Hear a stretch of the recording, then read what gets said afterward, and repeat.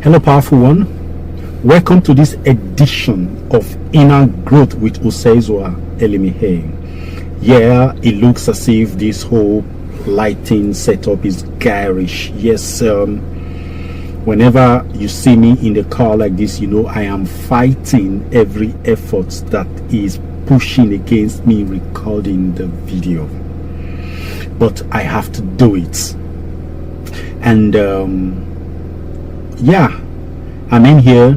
My lights just died, so I have to make use of a torchlight just to ensure that I get this across to you. I hope you get benefit from this. Like they told me, doing YouTube videos simply means that audio first, picture next. But if you can hear me loud and clear, despite all the din around here, then it's okay. It's a good one. I want today to discuss comfort. It is a word that has two sense implications, one going south, the other one going north. They never meet. Two opposite sides of the same word, whom I say. My name is Osezua Anthony Elimihe. I am in the game of helping you grow from inside out. That is the drill. Comfort. I am going to ask you a simple question. What is that thing that gives you comfort every day you wake up from sleep? You just wake up and you say, yes, I am okay. No matter what happens out there, I am okay. What is that factor that gives you that comfort? What is that factor that determines your boundaries? You know, you say, okay, these are my boundaries on the north, east, west, and south. No matter what, I am not crossing these boundaries. What is that thing? Now, I said before that comfort has two prongs, two sense implications that are never meeting. Okay, one aspect of comfort is risk aversion. The second aspect of comfort is risk appetite. Strong appetite for risk.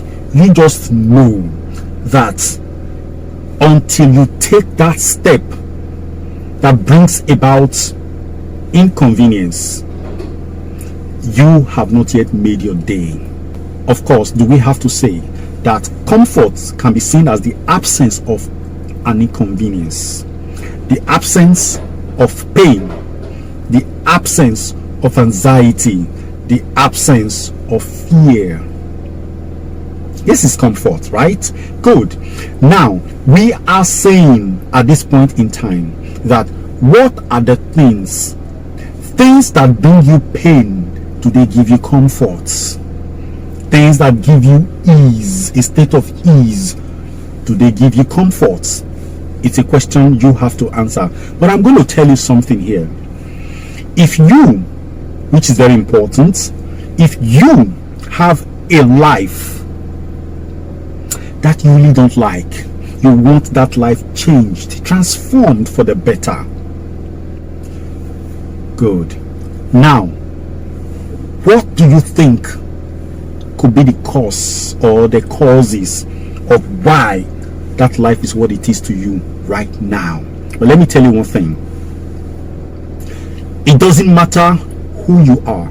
It doesn't matter how bad you think you are, or you have been led by your environment to think you are.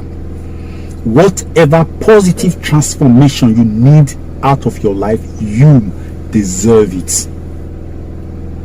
It doesn't matter what volume of sins you have committed. It doesn't matter how irresponsible. It doesn't matter how stupid. It doesn't matter how deadly you have been. You may have committed mega murders. You may have committed anything, any form of atrocity. Well, I tell you one thing. When life looks at you, it doesn't see atrociousness, or it doesn't see atrocity. What life sees is a bundle of endless possibilities. Therefore, your history is not your reality. Your history is not your personality. Of course, those who admit that their histories are their personalities, they have conditioned themselves that way. But you see what? You have the power. You have the responsibility. In fact, you owe yourself the responsibility to define yourself in the appropriate manner. So now I come back to the question.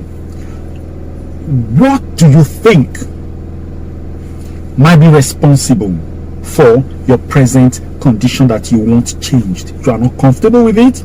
You want it changed. You want even a transformation, not just a change, but a totality of a turnaround.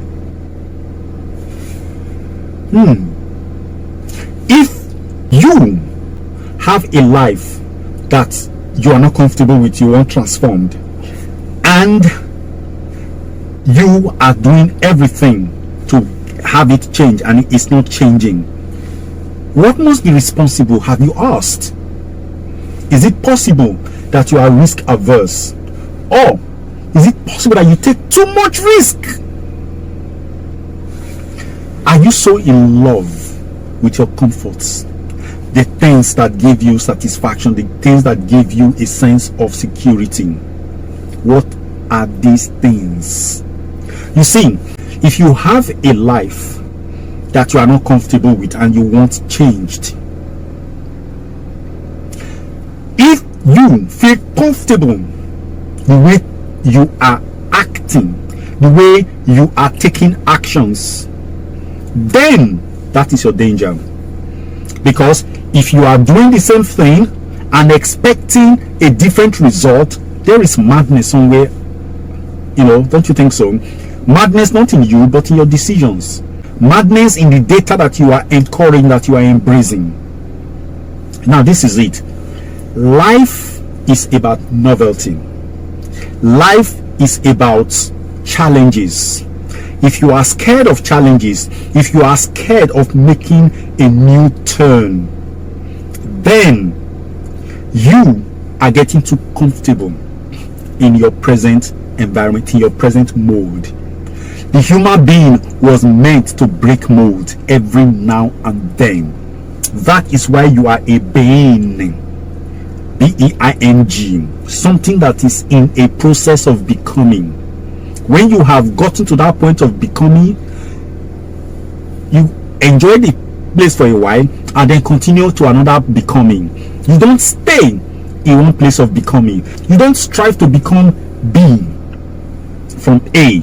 You get to B, celebrate arrival at B, but then shift the post, go to C, go to D, keep going. That is what life is all about. It's about consistent motion.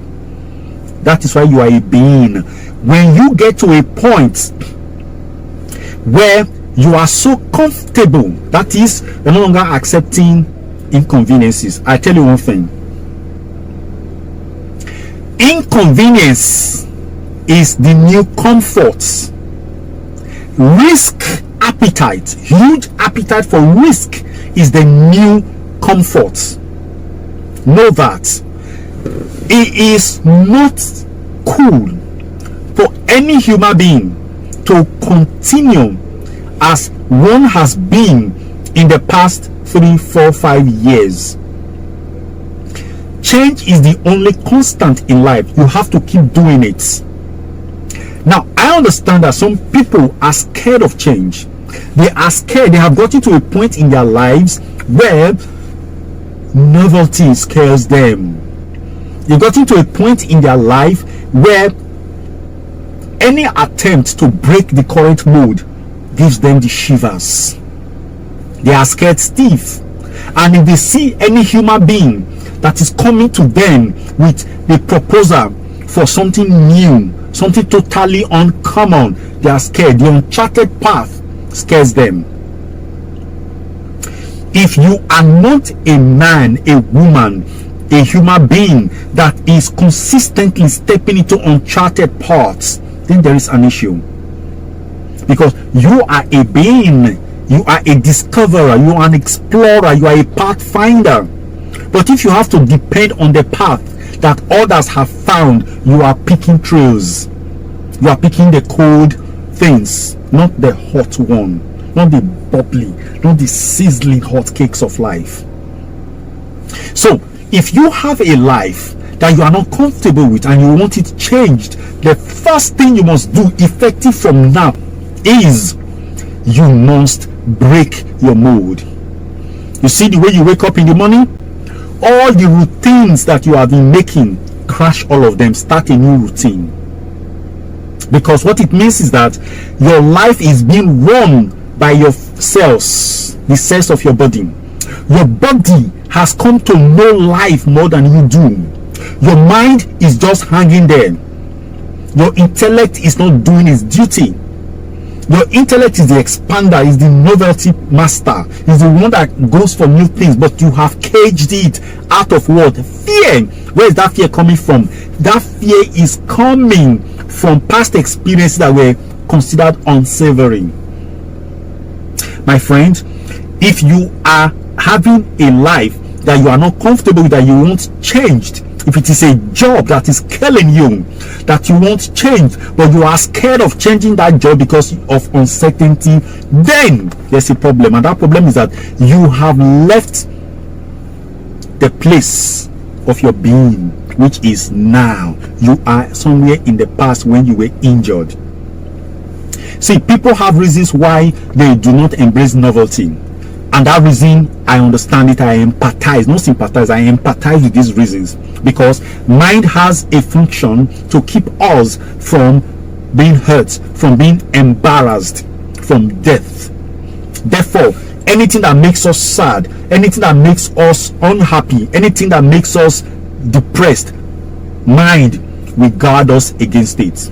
It will do everything to keep us from it. But you see, when mind is now being fed and directed by past experiences, then what it means is this, that you have become compulsive and impulsive. It means the organism, this body, is now running your show, no longer you. You get it? You are supposed to interpret. If the interpretation has been bad, you are supposed to reinterpret events of your past and redirect them. That's why I say live life symbolically, live life intentionally. Okay, there is nothing impossible to him that has an iota of faith. All things are possible, all things are yours, all things are beautiful when you live in the now, when you allow the power of love to drive you. Is there something, that's the next question, if you don't like the way your life is right now, the question is there something you are doing right now that you really love? As in, this thing pumps your adrenaline, it loads you with dopamine. When you do it every single day, you are boisterously happy. Is there something like that? Of course none. I know there is none. That's why you are not happy with your life. People who are happy with their lives, every single day they do things that pump up their adrenaline. You know, it loads them with dopamine. When they do things, certain things, they feel like flying. Change your routine. Okay? You see, there is a life that is not just ordinary. There are two types of life, my friend. There is an organism directed life or a machine directed life, which is based on past experiences, which means this body has so known life that it begins to run without taking permission from you. Yeah, that's an organism or machine directed life. This is the hardware of the computer, that is the mind. All right, when this thing begins to run you, my friend, come on, it's data. Why should data that are of the past past events become the basis of your life. People keep talking about history. History is beautiful, but it should not be something that drives you. It can guide you. All right, but when you relax on the beast of history to be the propeller, to be the navigator of your life, then my friend, you are never going to have a life that you are happy with. Another reason you are having a life that you are not happy with, that your life is not the way you want it to be right now, is that you are running on limited possibilities of life. You have come to the conclusion that, you see, if you do anything different from what you are doing right now, there is an assurance of failure. That's limited data. The idea that if I try this thing, I will fail, is that you are judging before the action is taken. It means you are run by fear. Being run by fear means that you have dumped faith. You have dumped love, because love, like the scripture says, perfect love casts away fear. Is there something you are doing right now that takes your love, that is done out of love, that you are not doing it for gain? You are just doing that thing out of the fact that it is the right thing to do, because some people are benefiting from it, then you are doing it, it gives you pleasure. Is there anything like that? Is your fear of venturing into something new, into the uncharted path, a product of gain and the fear of losses? My friend, you are more than results. You are built not for results. You were not built just to have results. In fact, failure is an aspect of your being. You will have to keep trying, keep pushing. If you allow the fear of failure drive you, if you allow the past record of failure begin to drive and determine what you do and how you do, it will determine how you feel. If failure is what determines how you feel, you are feeling really bad. You are feeling really nasty. That's what it is.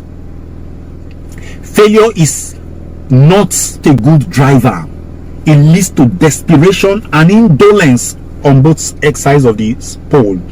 If failure drives you, you will be desperate. You will do anything to avoid failing. In the process, you become compulsive. And if failure lulls you and say calm down, fear of failure lulls you, then you become indolent. You won't be able to try anything new. But if you are driven by that powerful force called love, then you begin to see life as a field of possibilities. And when you fail at anything, it is fun. Like now, this video that I'm recording now can be interpreted by a lot of people as failure because the lighting is poor, the environment is not so titillating. But you see what? I think I owe you this video, and I don't want it to last the next day. And I made a promise on my YouTube channel that I will give you a video every single day. If there were any day since I started in August that I have not given you a video, it will be a day that I have so much and I'm editing all through and I finish by 1 a.m. or thereabout, and then I posted. That means if I'm posting by 1 a.m. it means today I failed. Not because I wasn't doing anything. I have never allowed indolence, a non-doing, to stand between me and my videos. For instance, today I had an emergency. I had to help somebody I have never met before because my aunt asked me to help to go and locate a land that he bought some years ago. And we went all the way to Ikorodu. It's a distance, my friend. And I was in the bush, in uncharted area where there were nobody but trees and grasses and potholes and puddles all over the place. But you see what? I finished. I got home around 9 p.m. It could have been the end of the day if I have not really eaten anything good today. Okay, food is at home, but I decided to say, okay, you know what, if I should eat that food, I might be too heavy to do this video. Therefore, I will do this video no matter what. I brought out my light and they are not giving me any illumination. Therefore, I got a torchlight to give me illumination because I love doing these videos. Trust me, I love them. I have not made a dime. When I started this channel, I registered this channel about, is it registered they call it now? I opened this channel in 2013 or thereabouts. From 2013 till August, when I started giving it attention and dropping these videos, I had 2 subscribers. Today, I have not checked what it is today, but as at yesterday, I had 88 subscribers now. Good, considering the movement is fantastic.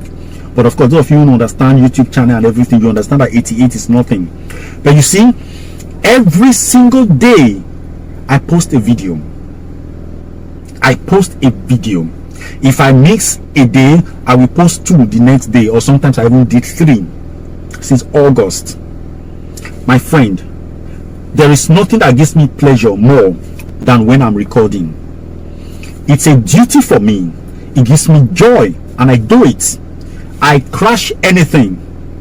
Now, I haven't eaten any really good food today, but here am I doing this video because I love the new comfort, which is what? Inconvenience, which is risk taking.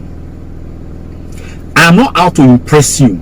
Therefore, if I were out to impress you, I wouldn't have allowed these garish lights to be what I'm using. I would have made sure that the lights are actually cosmetic. But no, what is more important is that I reach you with this sense. My friend, do not allow any excuse to come between you and your dream life. If you are having a life you are not comfortable with, it is because you are afraid. It is because you are too comfortable. Let me tell you this: convenience is the new danger. Certainty is the new risk. And uncertainty is the new security. You have to push. All right, there are people who are so used to certain lines of business that if you try to take them out of that line in one way or the other, and they are not having a good life right now, but you want to take them out of that line, oh God, it's dreadful. I was discussing with a friend of mine who's also an entrepreneur. We're discussing that we know how many jobs we have passed off that have come to us, paid job, paid employment. We just say, you know what, let it go, because we are entrepreneurs. These jobs, if we should take them, what it will do to us is that 1 year, 2 years down the line, we will still come back to this enterprise pattern of life, and it will make our decision to leave it now useless. And there are prices to be paid for every devotion, for every choice a human being makes on this planet. They say, what life do you really want right now, my friend? What life do you want?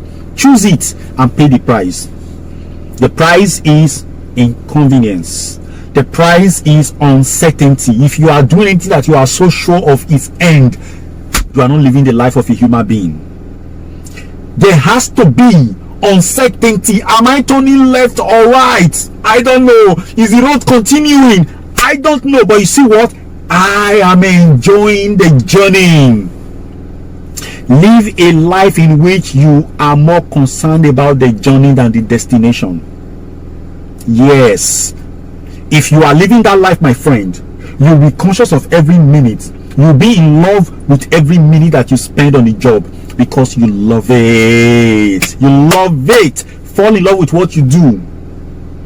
Do something that is selfless. Something that is not driven by pecuniary interest. That's not driven by gain. You know why?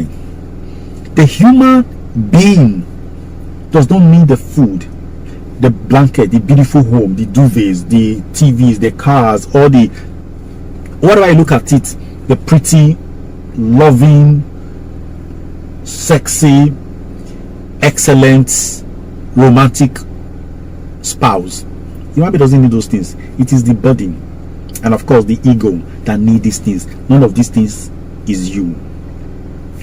The real you feeds fats from pleasures of love. When you make somebody happy, when you make somebody feel like flying, when you put a smile on somebody's face, somebody that really can't pay you back, my friend, somebody that is down there, you give that person respect. Oh my friend, your soul spreads, it just soars. How often do you do such things? Most of us have come to accept that life is about the material things.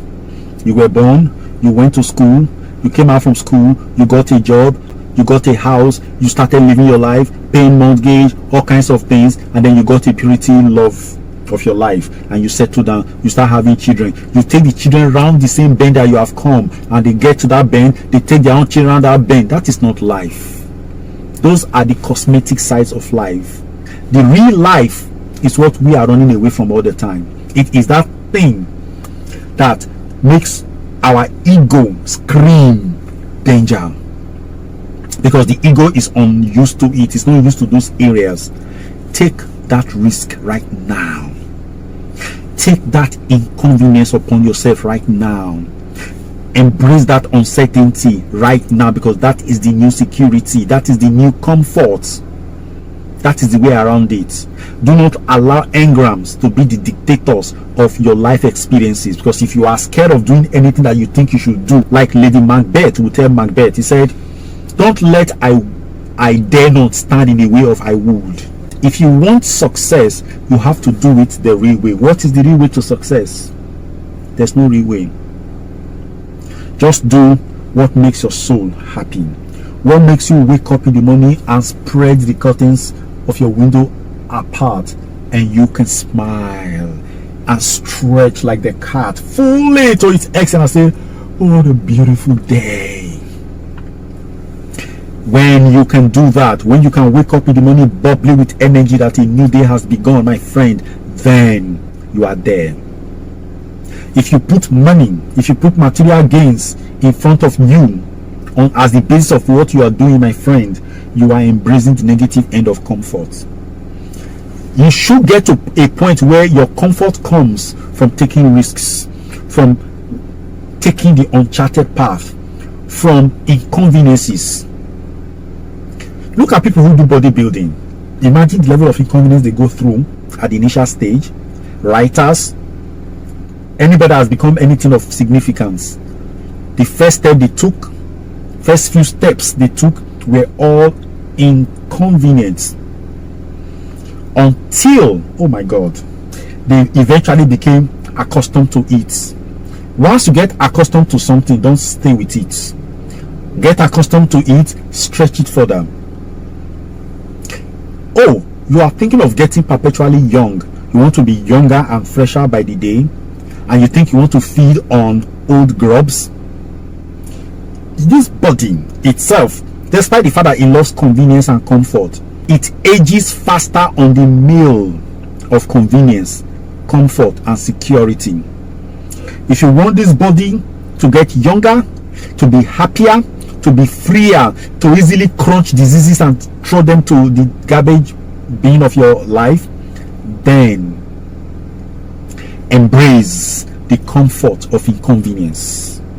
Embrace the comfort of the unknown, because it is a being that charts the uncharted path. It is a machine, a beast that is interested in the known and wants to stay there. The true human being is a being, is a spirit, and what it does is the unknown. Spirits are in the unknown. Machines, animals are in the known. If you are scared of the unknown, it's a problem. Have you ever seen a young man, seen a pretty lady of his dream?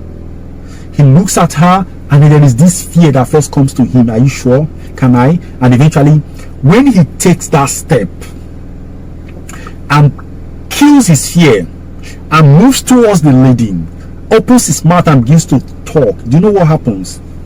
Success makes him feel like flying. Failure makes him love himself. He says, at least I tried.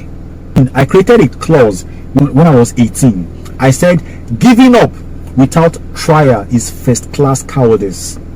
I think it still makes sense to today. Alright, I could even go it and say giving up without trial is the highest form of indolence. Don't embrace indolence. Don't let indolence be the basis of your life's decisions. Push, it will give. If it is not giving, then practice pushing with it. Practice pushing with it. One day it will give, and then you can go more.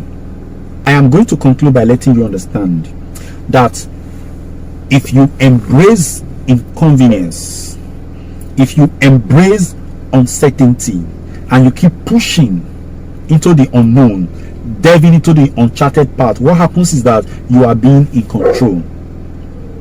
But when you are staying with the known, a job is killing you, you know it's killing you, it's making you sick, you are going in and out of hospital, and the fear of not getting the salary that comes with it is making you not to resign to save your life. My friend,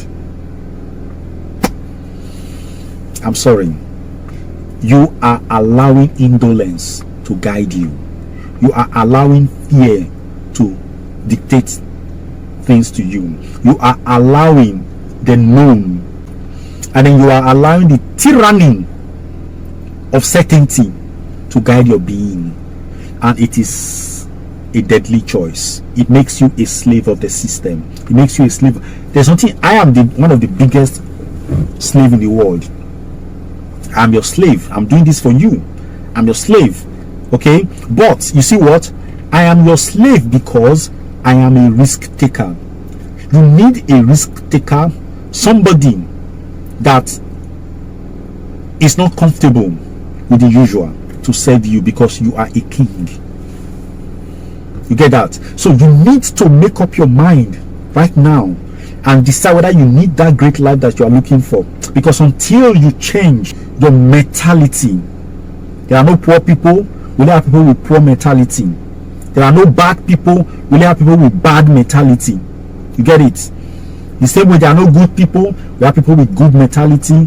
We have no rich people, but people with rich mentality. Otherwise, all of us are rich. We have all the weight of this world at our grasp, but we are not just able to use it. Like Lord Kabir was saying, he said, you are in the prison, screaming, hoping, praying that you'll be free. Meanwhile, the key to the chains, the key to the door of the prison is in your pocket.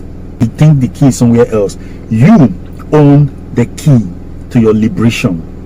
You own the key to your joy. You own the keys to your pleasures. But you are too scared to reach for it. Fear of social judgments, societal judgment is keeping you there. And conditioning, social conditioning has made you into an automaton. You are too scared. Do you have what it takes? Have you got the guts to chase your dream? Now is the time to do it, because destiny is calling you. Certainty is not the way around it. It is the ignorant, it is the selfish, it is the unloving that always want certainty.